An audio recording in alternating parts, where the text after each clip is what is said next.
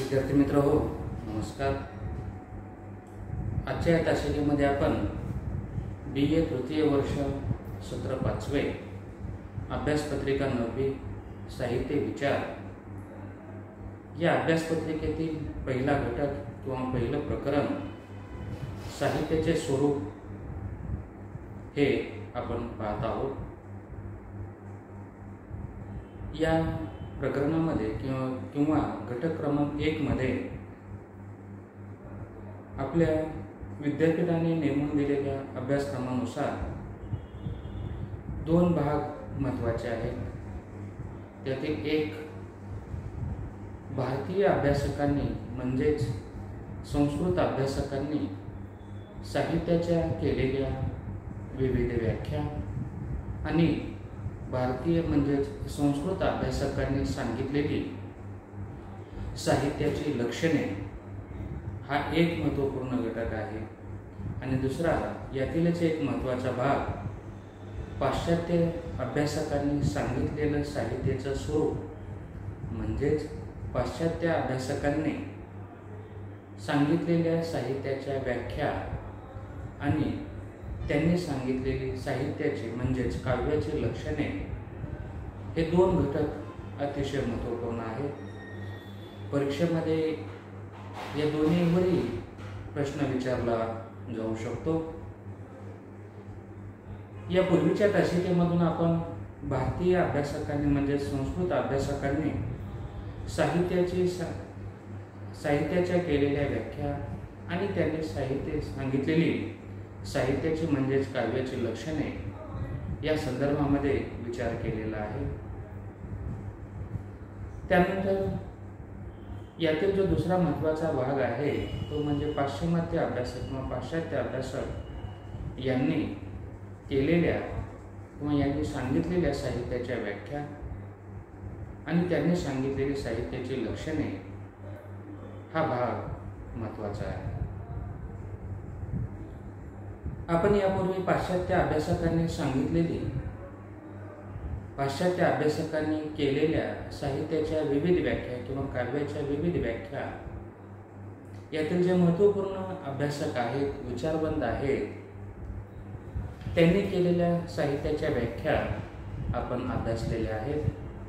यामध्ये हॅझलिट यांनी केलेली व्याख्या आपण अभ्यासलेली आहे. हॅझलिटने आपल्या व्याख्यामध्ये कल्पना आणि भावना या 2 घटकांना अतिशय महत्त्वपूर्ण स्थान दिलेलं आहे. कल्पना आणि विकास यांची भाषा म्हणजे काव्य असं हॅझलिट यांनी काव्याच्या संदर्भात व्याख्या केलेली आहे. पुस्तकामध्ये इंग्रजी आणि मराठी अशा दोन्ही पद्धतीची व्याख्या आहे. मी सांगितल्याप्रमाणे आपणास इंग्रजी आणि मराठी अशा दोन्हीही व्याख्या लिहायच्या आहेत. ज्या तुम्हाला काही सोप्या वाटतील त्या व्याख्या तुम्ही लिहू शकता. यामध्ये हॅझलिट आहेत, रस्किन आहेत, कोर्टोफ आहेत, कोलरिज आहेत, विल्यम वर्ड्सवर्थ आहेत, मॅथ्यू एनरोड आहेत, यासारख्या अभ्यासकांनी साहित्याच्या व्याख्या केलेल्या आहेत. त्याचा मराठी अर्थही दिलेला आहे. या व्याख्यांचा विचार आपण केलेला आहे. पाश्चात्य साहित्यशास्त्रज्ञांनी साहित्याच्या संदर्भामध्ये जे विविध व्याख्या केलेल्या आहेत त्यातून त्यांच्या वेगवेगळ्या पैलूंचं दर्शन घडतं. पाश्चात्य अभ्यासकांनी आपल्या व्याख्येमध्ये भावना आणि कल्पना या घटकांना अतिशय महत्त्वपूर्ण असं स्थान दिलेलं आहे. आणि यातूनच त्यांनी साहित्याची म्हणजेच काव्याची काही लक्षणे किंवा काव्य तत्त्वे सांगितलेली आहेत.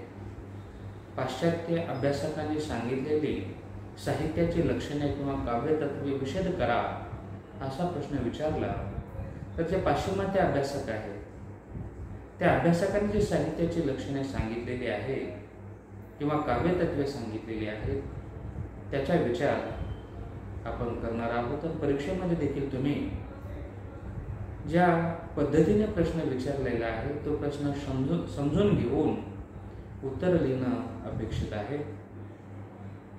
तर पाश्चात्य अभ्यासकांनी जी काव्यतत्वे सांगितलेली आहेत किंवा साहित्याची लक्षणे सांगितलेली आहेत त्याचा क्रमाक्रमाने आपण विचार करणार आहोत. आपण पाहिलं की पाश्चात्य अभ्यासकांनी, पाश्चात्य विचारवंतांनी भावना आणि कल्पना या दोन घटकांना महत्त्व दिलेलं तर आहेच, पण याचबरोबर भावना आणि कल्पना याशिवाय आणखीनही काही महत्त्वपूर्ण घटक, काव्यतत्वे त्यांनी मांडलेली आहे, सांगितलेली आहे. त्याचाही विचार आपणास करावायचा आहे. पाहूया पाश्चात्य अभ्यासक जे आहेत, या अभ्यासकांनी जी काव्यतत्वे सांगितलेली आहेत किंवा जे साहित्याची लक्षणे सांगितलेली आहेत, त्याचा विचार साहित्य विचार या संदर्भ ग्रंथामध्ये ज्या पद्धतीने केलेला आहे किंवा ज्या पद्धतीने मांडणी केलेली आहे, त्या आधारे हा भाग आपण पाहणार आहोत. पाश्चात्य साहित्य विचारात सौंदर्य हेच काव्याचे प्राणभूत तत्व मानले आहे. पाश्चात्य अभ्यासक जे आहेत किंवा पाश्चात्य साहित्य विचार जो आहे, ज्या पद्धतीने भारतीय साहित्य विचार पाहिला, त्या पद्धतीने पाश्चात्य साहित्य विचार याचाही विचार करत असताना पाश्चात्य साहित्य विचारामध्ये देखील सौंदर्य हेच काव्याचे प्राणभूत तत्व मानलेलं आहे. सौंदर्य आता हे कुठल्या एखाद्या वस्तूच्या बाबतीमध्ये नाही, तर साहित्यामध्ये जे सौंदर्य हा शब्द वापरण्यात आलेला आहे, ते काव्यातून निर्माण होणारी सौंदर्य निर्मिती या अर्थाने आलेला आहे. म्हणून शब्द आणि अर्थ यांची विशिष्ट अशी जी रचना असते, त्यातूनच काव्यामध्ये सौंदर्य निर्माण होत असतात किंवा काव्य निर्माण होत असतात. कोलरिज यांनी जी व्याख्या केली होती की उत्तम शब्दांची रचना म्हणजे काव्य. जी रचना उत्तम आहे, अर्थपूर्ण आहे, त्यातूनच त्या कवीला एक योग्य अशा पद्धतीचा अर्थ सूचित करायचा असतो आणि त्याद्वारेच साहित्यामध्ये सौंदर्य निर्मिती होत असते. म्हणून पाश्चात्य साहित्य विचारामध्ये देखील सौंदर्याला अतिशय महत्त्वपूर्ण असं स्थान आहे. सौंदर्य हेच काव्याचं प्राणभूत तत्व, आधारभूत तत्व मानलेलं आहे. मग साहित्याला हे सौंदर्य कोणकोणत्या गोष्टीमुळे मिळत असतं किंवा साहित्याला हे सौंदर्य कोणत्या तत्वामुळे मिळत असतं, याची नोंद इथे केलेली आहे.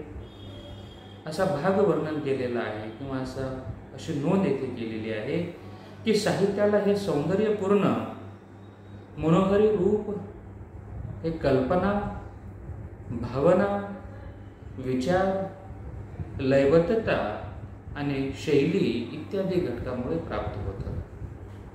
आपण भारतीय साहित्य विचार जर पाहिला तर भारतीय अभ्यासकांनी साहित्याच्या ज्या व्याख्या केलेल्या आहेत, त्या साहित्य विचारामध्ये आपण पाहिलं, त्यांनी साहित्याची लक्षणे 6 एकूण आपण अभ्यासलेली आहे. त्यामध्ये त्यांनी अलंकार विचार सांगितलेला होता, वक्रोक्ती विचार सांगितलेला आहे, रीती विचार सांगितलेला आहे, औचित्य विचार सांगितलेला आहे, ध्वनी विचार सांगितलेला आहे आणि रस, या 6 काव्य लक्षणांचा विचार भारतीय अभ्यासकांनी म्हणजेच संस्कृत अभ्यासकांनी केलेला आहे.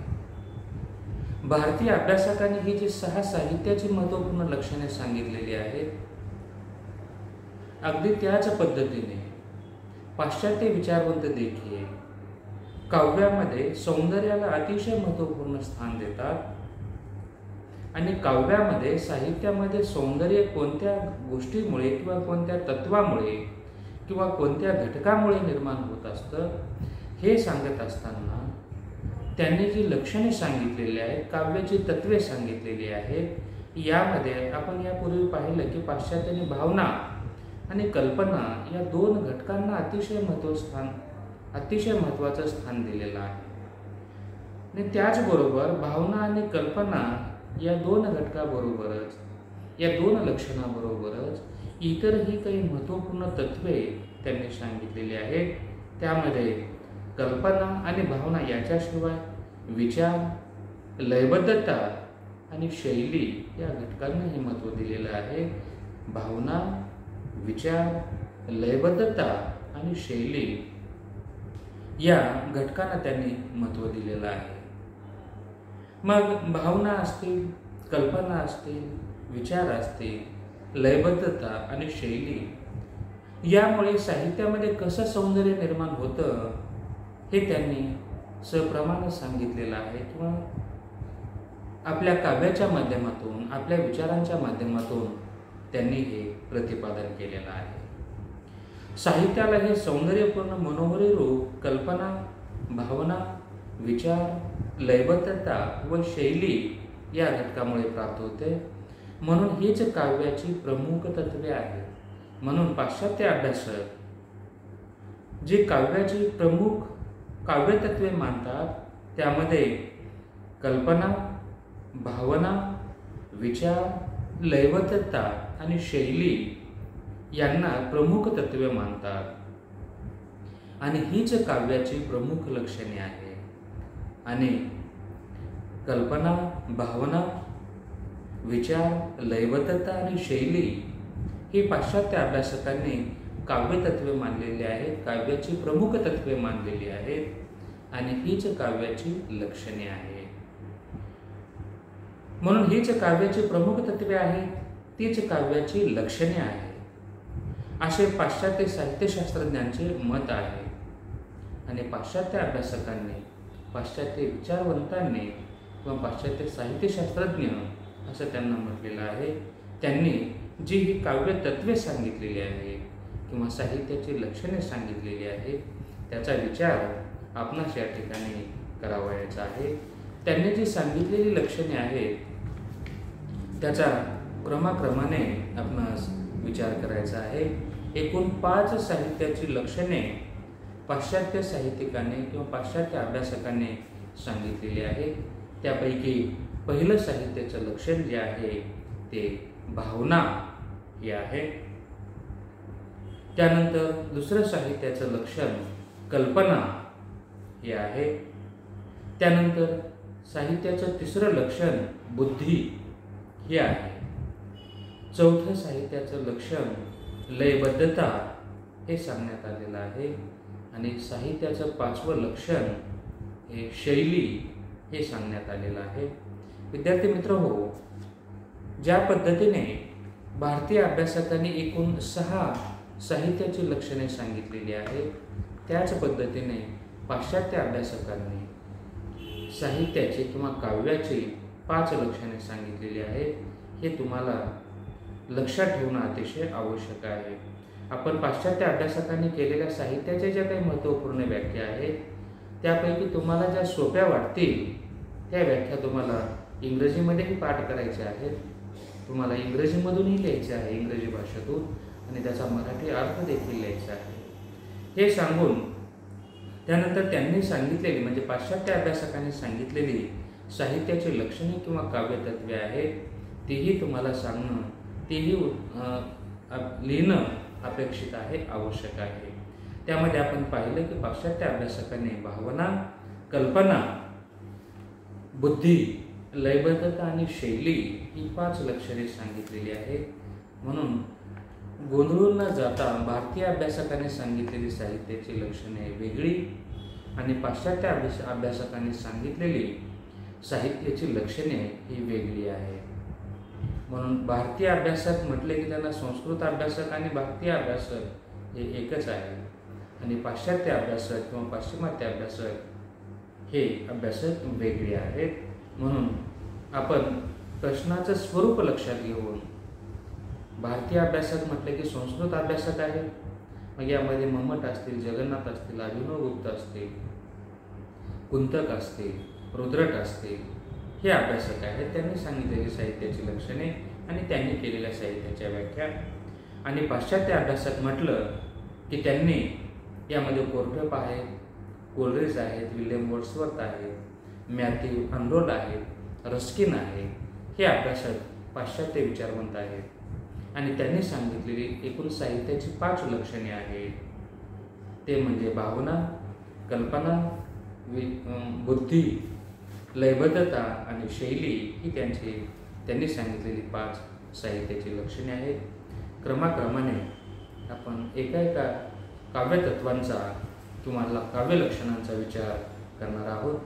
थोडक्यात आज आपण पाश्चात्य अभ्यासकांनी सांगितलेली जी साहित्याची लक्षणे आहेत किंवा पाश्चात्य अभ्यासक कोणकोणत्या घटकांना महत्त्वाचं स्थान देतात या संदर्भातील विचार आपण केलेला आहे. या पुढील जो घटक आहे त्या म्हणजे पाश्चात्य अभ्यासकांनी सांगितलेली साहित्याची लक्षणे, त्याचं सविस्तर विवेचन आपण नंतरच्या तासिकेमध्ये करूया. आजच्या तासिकेत आपण इथेच थांबूया. धन्यवाद.